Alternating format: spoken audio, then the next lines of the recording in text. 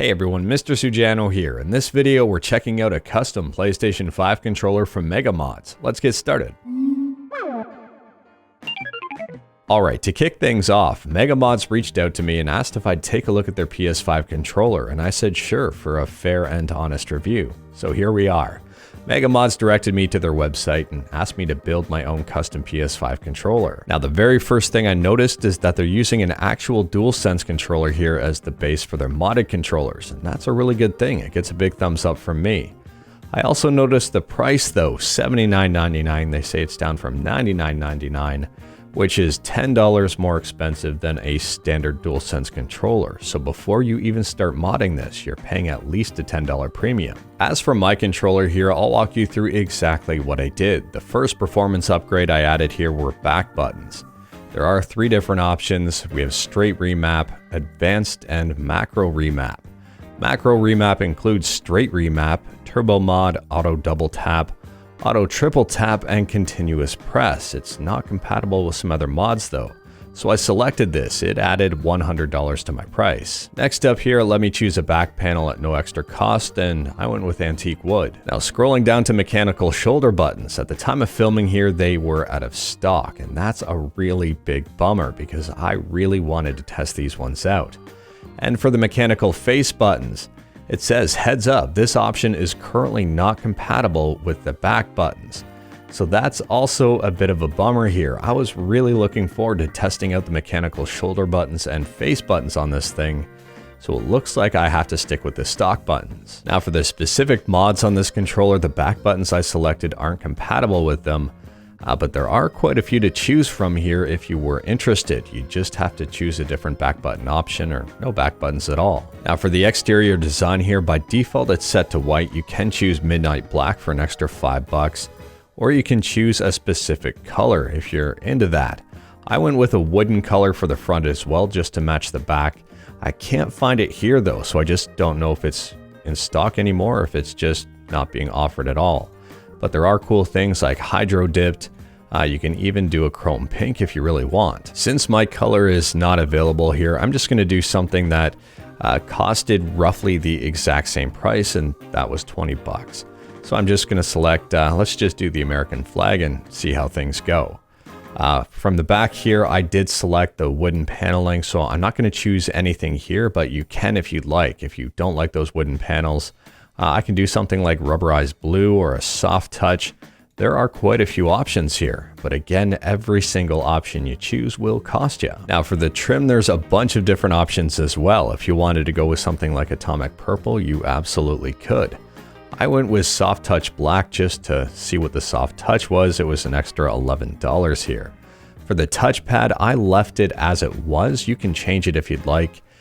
But if I changed it, then I wouldn't get that wood finish on my touchpad, so I just left it as the wood finish. For the L1 and R1 buttons here, I decided not to change them because I did notice that there was a bit of a different profile here. So if you take a look at how high these green buttons are, and then when I select the black default ones, they do sit up a little bit higher, so I stuck with the default here. For D-pad, I selected white on black just because I like that look overall.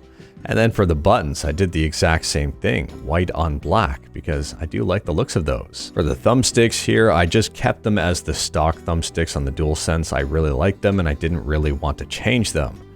But if you wanted to change them and do some interchangeable ones, you absolutely could. In my opinion, the stock ones are fantastic and I didn't want to ruin that experience. So after all is said and done here, this is basically the controller I ended up with. Mine does look a little bit different because I couldn't find that wood option. But the base price is $80 for that controller. Additional options here, $142.95. Quite a bit. The item total is $222.94. And then shipping as well. I do live in Canada. The grand total would have been $282.93. This controller is not cheap. Surprisingly here, shipping was pretty quick. I didn't have to wait very long. It was only a couple of days before it showed up. Now the box that this shipped in doesn't look like a DualSense box at all. It's a custom Megamods box. On the back are some features that don't necessarily pertain to what I ordered here, but at the same time, let's open it up and take a look to see. Opening up the box here, and the very first thing I see is that modded DualSense controller. We'll take a look at that in just a second here. Underneath the DualSense controller is an official DualSense wireless controller guide, and that makes sense because this is a DualSense controller. Also hidden in the box is a fairly long USB-C cable. Now I have one minor complaint here, and I don't know if this happened during shipping or if it was packed like this, but mine came pretty tangled up, and unless I did this when I was taking it out, which I don't think so, but it did take me a little bit of time to untangle it all. And although I don't think I selected these as one of the options, they did include some thumbstick covers. To me, these look like little marshmallows, and now I have 4 sets of them. Here's a closer look at the modded controller. The wood grain on this one did turn out really nice. It's a soft touch plastic, so basically it's just a coated plastic here. I'm not quite sure how this is going to hold up over long-term use, but it does feel really nice to hold. The white on black buttons look amazing. I kind of wish the select and option buttons were black as well, but that's absolutely fine. Maybe they'll offer something like that in the future. The back of the controller here, you can see those paddles. We'll go over those in just a second. On the top here, it does use USB-C because it is a DualSense controller, and you can see 4 little LEDs here. And those are for a mod that I'm going to show off shortly as well. Here's a quick look at the bottom of the controller. One thing I want to point out here is how well these shelves fit. Sometimes with these aftermarket shelves, the corners are a little bit sharp, they don't line up perfectly, but Mega Mods here did a really good job with the overall fit and finish. Now the big thing to pay attention to here are these back buttons that I added. This was the most expensive mod, coming in at $100. And it doesn't look like they're supposed to be part of this controller. Mega Mods did a pretty good job at blending everything in here with the same color of skin, but at the same time, it does stick out quite a bit, and those LEDs also stick out quite a bit. So I don't necessarily want to say it's an eyesore, but at the same time here, it's pretty easy to tell that this doesn't belong. As for how these back buttons feel, I'm kind of on the fence about them. They are extremely quick, which is a really good thing, but at the same time here, there's a ton of travel distance. So after the initial click here, there's a bunch of dead space, and the dead space part doesn't feel good at all. The more you squeeze them, the cheaper they feel. It almost feels like you're going to snap them off if you do squeeze them very tightly. You're not, but at the same time, it's not the best feeling in the world. I also wasn't a fan of the 3 dots that are on either side here. I'm assuming they did them for grip, but at the same time, they weren't really needed. And to me, it kind of ruins the feel of these buttons even more. Now, I don't know if this is going to happen with everyone, but when I was using those back buttons, my fingers rubbed against the back button housing and it didn't feel good at all.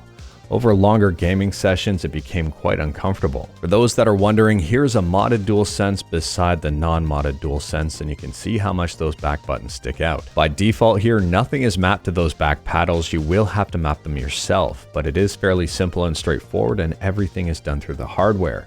You press and hold the button in the center of the back paddles, then you press and hold the paddle that you want, and then press and hold the button that you want the paddle to replicate, and that's pretty much it. You'll get an LED confirmation that everything worked. You can map pretty much any single button you want to those back paddles. My personal favorites are using R3 and L3. Clearing your mappings is also simple and straightforward. You press and hold the center button and then tap each paddle, and that will wipe out the buttons. Now the back paddles on my controller do have a bunch of different modes here. To cycle through them, you press and hold the center button on the back, you press and hold the paddle down until all 4 LEDs blink green. From there, there's a single red light that will let you know what mode you're in, and you can cycle through them with L2 and R2. 1 green light with 3 reds means continuous press, 4 red lights means turbo triple tap, 3 red lights means turbo double tap, 2 red lights means turbo function, and 1 red light means simple remap. Now let's go over what I liked, what I didn't like, and whether or not I'd recommend checking out Mega Mods, and we'll start out here with what I liked. First and foremost, I actually really enjoyed the customization process. It's simple, it's straightforward, and there are a ton of options. On top of that, the controller is actually put together really nicely. The fit and finish on this is surprisingly good. I really like that they went with an actual DualSense controller as the base for this, so compatibility with the PlayStation 5 is going to be amazing. There's no software to deal with, everything is done through hardware, and the hardware performed very well. The macro controls worked. The remapping worked, I didn't have any issues with it. Now moving into things I don't like about this controller. This may vary from person to person here, but these are just things I didn't like. First and foremost here, I don't like this back panel for these back buttons. I think it sticks up a little bit too much, and I also think it doesn't give you enough room for your fingers. For me, my fingers were rubbing the insides of this, and after an extended gameplay period, it wasn't comfortable at all. It got very annoying very quickly. If you're just using these back buttons with your fingertips, then you're absolutely fine. You're not going to be touching this. But if you have your fingers right in there like I do, well, it's not very fun to use. I also really don't like these back buttons. The initial click is nice, it's satisfying, it's a good click. I just wish they stopped at that initial click and didn't have all this extra travel distance. The extra travel distance here isn't very pleasant. It makes it feel cheap and makes it feel like you could break them. The next thing I didn't like here has to deal with customization. If you choose certain options, you're blocked from choosing other options. For example, they highly suggested I take a look at those back buttons, so I did. I selected them, but I was blocked from choosing mechanical face buttons, which are on the other side of the controller. I thought that was a little bit weird. I would have really liked to have tested out those mechanical face buttons and the mechanical shoulder buttons, which are out of stock, because I think they might have a very good fight pad on their hands and they don't even know about it. Now for whether or not I'd recommend Megamod's controllers, and the answer here is it depends. It completely depends. If you go all out trying to mod this thing, you'll be spending well north of $200, and that isn't cheap at all. At this thing's core, it's a DualSense controller. These DualSense controllers, while they are good, they're also not the most expensive controller out there. They're about $70 overall.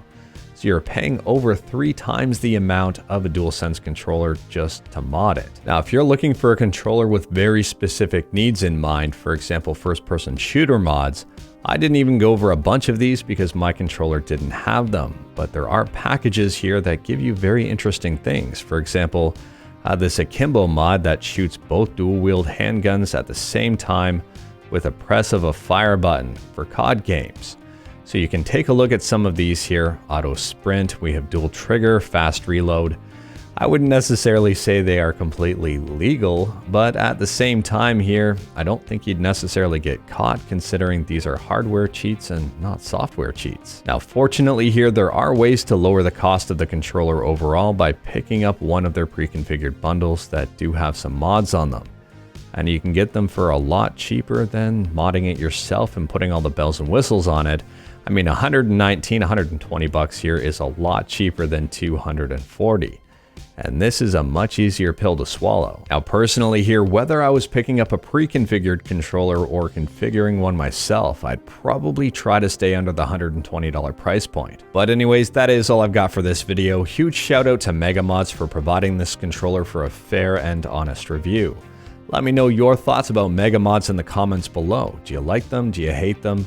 Is there a design that caught your eye? Let me know in the comments below. If you like this video, leave a like. If you didn't like this video, leave a like.